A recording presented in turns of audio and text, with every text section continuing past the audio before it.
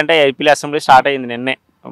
మంచి బడ్జెట్ కూడా ఇచ్చారు. పంచాయతీరాజ్ శాఖ గ్రామీణాభివృద్ధికి 16,739 కోట్లు సంథింగ్ అట్లా ఇచ్చారు. దానివల్ల పవన్ కళ్యాణ్ గారు కూడా కొంచెం హర్షం వ్యక్తం చేశారు. అండ్ ఇంకొకటి ఏంటంటే ప్రతిపక్షం లేకుండా అసెంబ్లీ అయితే మనం చూస్తున్నాం. ఈ పరిణామాలకి ఎలా అనిపిస్తుంది?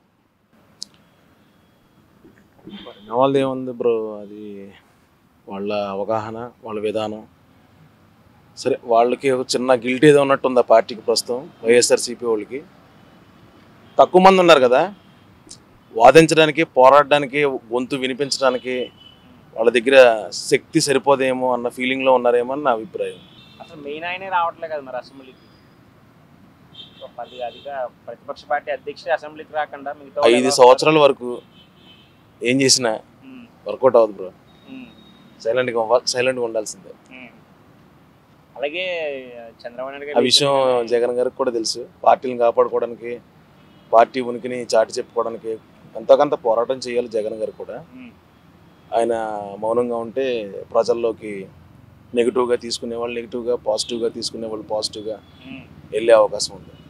నేనైతే ఆయన అసెంబ్లీకి వచ్చి ఆయన కూడా పార్టిసిపేట్ చేసి తన అభిప్రాయాన్ని తెలియజేయాల్సిందిగా కోరుకుంటున్నాను నేనైతే. అలాగే రీసెంట్గానే విజయవాడలో లాంచ్ చేశారు చంద్రబాబు నాయుడు గారు. బాబు గారు ఐడియాలజీ కానీ, బాబు గారు ప్లానింగ్లో కానీ, సరే పార్టీల పరంగా పెద్దోళ్ళైనా చిన్నోళ్ళైనా అనుభవశాలైనా అనుభవం లేనివాడైనా ఎవరి అభిప్రాయాలు అనుకుంటాయి. మా పార్టీ మా ఇది అని ఆయన పార్టీని బేస్ చేసుకొని మాట్లాడట్లేదు, కానీ ఆయన బాగా చేస్తాడు అనుకుంటున్నాను నేను. పవన్ కళ్యాణ్ గారు మార్క్ ఎలా అనిపిస్తుంది? బాగా ఎక్కువ కష్టపడుతున్నారు కదా సినిమాలు కూడా చేయకుండా. ఒక చిన్నదేదో అంతా బాగుంది, ఒక చిన్నదేదో కొంచెం అటు ఇటు అవుతున్నట్టుగా అనిపిస్తుంది. అతను ఆ వెనకాల కొంచెం అది సరి చేసుకుంటే ఇంకా బాగుంటుంది అనిపిస్తుంది నాకు. ఆయన పోరాట వీరుడు, అందులో డౌట్ ఏం లేదు. ఎక్కడో చిన్నది లోపం అనిపిస్తుంది ఎక్కడైనా, చిన్నది. అది అవన్నీ ఎలా ఉన్నాయంటే అతను పోరాటం చేయాల్సి వస్తే వాస్తవంగా బాబు గారిని లోపడేసినప్పుడు ఎవరో వచ్చి రోడ్ల మీద పడుకోలే, ఆయన ఒక్కడే చేయగలిగాడు. ఆయన ఒక్కడి వల్ల ఏపీలో రాజకీయాలన్నీ టర్న్ అయిపోయినాయి. సో ఇవన్నీ ఉన్నాయి. ఇప్పుడున్న ప్రాసెస్ ప్రకారంగా ఎక్కడో ఏదో, అంటే నా పర్సనల్ ఫీలింగ్ అంతే, అది ఎక్కడో ఏదో చిన్నది మిస్ఫేర్ అవుతుందని అనిపిస్తుంది నాకు. But it's nice, doing good. అలాగే సోషల్ మీడియా రోజు రోజుకి దిగజారిపోతుందని చెప్పేసి చాలా రకరకాలుగా మనం చూస్తున్నాం కదా. రీసెంట్గా వైసీపీ సోషల్ మీడియాలో మీద కొంతమంది కేసులు పెట్టారు. బోరగడ్డ అనిల్ అవ్వచ్చు, రెడ్డి గారు అమ్మాయినో కామెంట్. బ్రో మనం ఒక విషయం చెప్తాను బ్రో, మనం నోరు ఉంది కదా అని ఇష్టం వచ్చినట్టు మాట్లాడకూడదు బ్రో. ఇప్పుడు మొన్నటిదాకా వాళ్ళు బలవంతులు, ఇప్పుడు వీళ్ళు బలవంతులు. నాకు బలం ఉన్నప్పుడు నిన్ను టార్గెట్ చేస్తా, నీకు బలం ఉన్నప్పుడు నన్ను టార్గెట్ చేస్తావు. కానీ మెచ్యూరిటీ అనేది ఒకటి ఉంటుంది, అది ఉండాలి, ఎవరికైనా ఉండాలి. ఆవేశంతో తీసుకునే నిర్ణయాలు ఏంటి, ఈరోజు మనం పవర్లో ఉన్నాం కదా అని ఇష్టం వచ్చినట్టు మాట్లాడే ధోరణి, నోటితోల అవి జరిగినాయి, ఒప్పుకోవాల్సిందే. ఎస్పెషల్లీ బోరుగడ్డ అనిల్ విషయంలో నాకు తెలిసి బోరుగడ్డ అనిల్ అంత దారుణంగా ఎవడో మాట్లాడలేదు. అది ఎవరో యాక్సెప్ట్ చేయాల్సింది కాదు. అది చాలా చిరాగ్గా అసలు ఇంట్లో ఆడవాళ్ళని, అమ్మల్ని, తల్లుల్ని, పిల్లల్ని ఏంటి బ్రో అది, ఎక్కడ పోతున్నాం మనం అన్న బాధ అనిపిస్తూ ఉంటుంది. మొన్న చూడు, అంత పేగుడైనా మొన్న అరెస్ట్ చేసి లోపలికి వెళ్ళిన తర్వాత ఎవడన్నా అతని గురించి కనీసం వచ్చి మేము సపోర్ట్ ఎవరు నిలబడింది ఏం లేదు. ఇంకా అలా ఉంటాయి, దోలు తీరిపోతాయి. తర్వాత మనం ఈరోజు మన పార్టీ ఉంది, లేదంటే ఎవరు అదే ఎవరి కాళ్ళకి ఇంటర్నల్గా ఒకలాంటి అభిప్రాయాలు ఏర్పడ్డాయి. జాగ్రత్తగా ఉండడం మంచిది అనేది వాళ్ళ అభిప్రాయం. ముందు జాగ్రత్తల కోసం ఎవరికాళ్ళే, ఇదో ఓపెన్ ఫ్యాక్ట్. ఇప్పుడు సీఎం హోదాలో ఉన్నవాడు టార్గెట్ చేయాలనుకుంటే పెద్ద విషయం కాదు, సరదాగా హ్యాండిల్ చేసేస్తాడు.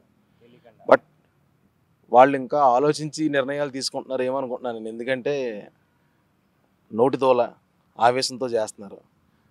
అది ఉంటుంది. ఇది మనం ఏం మాట్లాడుతున్నాం, ఏం మాట్లాడాలి, ఏం మాట్లాడకూడదు, ఇది ఆ మెచ్యూరిటీ లెవెల్స్ అనేవి కొన్ని ఉంటాయి. సోషల్ మీడియాలో నాకు కొంత ఫాలోయింగ్ ఉంది, లేకపోతే నీకు కొంత ఫాలోయింగ్ ఉంటుంది, ఇంకోటికి ఇంకో కొంత ఫాలోయింగ్ ఉంటుంది. మనల్ని ఒక 1000 మంది చూస్తున్నారు కదా నీ చొక్కా ఇప్పేసుకుంటే ఎలా? నువ్వు నెక్స్ట్ జనరేషన్కి, లేకపోతే మన పిల్లలకి, వాళ్ళ పిల్లలకి, మన పక్కింటోడికి మన ప్రవర్తన వీళ్ళందరి మీద ఇంపాక్ట్ అవుతుంది. అది చాలా ఇంపార్టెంట్. ఇప్పుడు జగన్ గారి విషయంలో అదే జరిగింది. ఆయన పక్కన ఉన్న వాళ్ళు మాట్లాడిన మాటలు పబ్లిక్లోకి నెగిటివ్గా వెళ్ళిపోయినాయి, చాలా నెగిటివ్గా వెళ్ళినాయి. ఇవన్నీ ఉన్నాయి. ఇప్పుడు మనం ఎంత మంచి వాళ్ళమైనా నోరు మంచిదైతే ఊరు మంచిది అవుద్దని మన పెద్దోళ్ళు ఊరికనే చెప్పలేదు. సో అది నిజం కూడా. మినిస్టర్లే ఓడిపోయారు కదా, మాజీ మినిస్టర్లే ఓడిపోయారు. మినిస్టర్లు ఏంటి బ్రో, జనాలకు కోపం వస్తే ఎవడైనా మార్చేస్తారు బ్రో. నువ్వెంత నేను ఎంత జనాల ముందు, మనం ఎంత, నువ్వే చెప్పు. జస్ట్ ఎగ్జాంపుల్ రిజల్ట్ చూశారు కదా, ఎవరన్నా ఊహించారా? మళ్ళీ మనమే వస్తామని మాట్లాడిన వాళ్ళు ఎంత దారుణంగా మాట్లాడారు. అఫ్కోర్స్ నాకు నేను జగన్ గారి స్థాయి కాదు, నేను చంద్రబాబు నాయుడు గారి స్థాయి కాదు, నేను పవన్ కళ్యాణ్ గారి స్థాయి కాదు. నేను ఏదో మైక్ ఇచ్చావు కదని నేను నోటుకొచ్చినట్టు ఎలా పడితే అలా మాట్లాడకూడదు. ఒక సిస్టమ్ ఉంటుంది, ఆ సిస్టమ్ గురించి నాలెడ్జ్ ఉంటే మనం మాట్లాడాలి, లేకపోతే మనం మాట్లాడకూడదు, అంతే. ఫైనల్గా అయితే ఎంతో కొంత కొంచెం మార్పు చెంది అవకాశాలు ఉన్నాయంటారు. చూద్దాం బ్రో. వాళ్ళు మొన్నే కదా బ్రో వచ్చారు. నేను ఒక విషయం చెప్తాను. నేను పవన్ కళ్యాణ్ గారిని చాలా అబ్జర్వ్ చేస్తాను. ఎందుకంటే వాళ్ళు కొన్ని కోట్ల మందిని ఇన్స్పైర్ చేసిన పర్సనాలిటీస్. వాళ్ళు తీసుకునే డిసిషన్స్, వాళ్ళ మేధస్సు, వాళ్ళ మేధావితనం, ఇదంతా మనకు ఒక ఐడియాలజీ కోసమన్నా వాళ్ళు ఫాలో అవుతుంటాం. మనం ఎలా చేయాలి, ఫ్యూచర్లో ఎలా ఉంటుంది, ఈయన ధోరణి ఎలా ఉంది, ఈయన పరిపాలన ఎలా ఉంది, ఆయన ఎవ్రీథింగ్ ఓకే బ్రో. అసలు అందులో డౌటే లేదు. అసలు ఎక్కడో చిన్నది అది ఇంకా క్లారిటీ రాలేదు. పర్సనల్ నేను ఫీల్ అవుతున్నా, నేను ఫీల్ అయ్యేది ఏంటంటే చిన్నది ఇక్కడ చిన్నది ఏదో తేడా కొడుతుందేమో అన్న ఫీలింగ్లో ఉన్నాను నేను. ఇంకా స్కోప్ ఉంది ఆయనకి. ఆయన వచ్చి కూడా 2-3 నెలలు అవుతుంది కదా, ఇంకా స్కోప్ ఉంది. మనం అప్పుడే జడ్జ్ చేసేయకూడదు. కళ్యాణ్ గారి పాలన ఎలా ఉంది, బాబు గారి పాలన ఎలా ఉందని మనం జడ్జ్ చేయడానికి ఇంకా టైం ఇవ్వడం. గెలిచిందే మొన్న కదా బ్రో. వాళ్ళు ఒక 2-3 సంవత్సరాలు అయిన తర్వాత అప్పుడు వాళ్ళ పరిపాలన ఎలా ఉన్నదని మనం ఒక అభిప్రాయానికి రావాలి. నువ్వేదో మైక్ ఇచ్చావని నేను ఎలా డిసైడ్ చేసేస్తాను బ్రో, కాదు కదా. ఇంకా ఏదో షర్మిల గురించి మాట్లాడుతున్నారు. ఆస్తుల గురించి, తల్లిని చెల్లిని ఆస్తి కోసం ఇబ్బంది పెడుతున్న ప్రతిపక్ష నాయకుడు అని చెప్పేసి ఇప్పుడు పాలిటిక్స్ ని ఒక్కొక్క కోణంలో చూస్తున్నారు బ్రో. షర్మిల గారి విషయానికి వచ్చేటప్పటికి ప్రస్తుతం జనాల్లో ఎవరికి నమ్మకం లేదు. ఎందుకంటే తెలంగాణలో పార్టీ పెట్టి ఆవిడ ఎప్పుడైతే ఇక్కడి నుంచి వెళ్ళిపోయారో మళ్ళీ అక్కడ పార్టీ పెట్టారు కదా, అదొక ఎత్తు అయితే ఆవిడ అన్నయ్య విషయంలో తీసుకునే డిసిషన్స్, అది నా అభిప్రాయం ప్రకారం అది రాంగ్ అని నేను అనుకుంటున్నాను. ఎందుకంటే సొంత అన్నయ్యకి ఎవరు వ్యతిరేకంగా ఉండరు, ఉన్నా కానీ ఇంట్లో లోపల తలుపులు వేసుకుని గొడవలు పెట్టుకుంటారు, కొట్టుకుంటారు.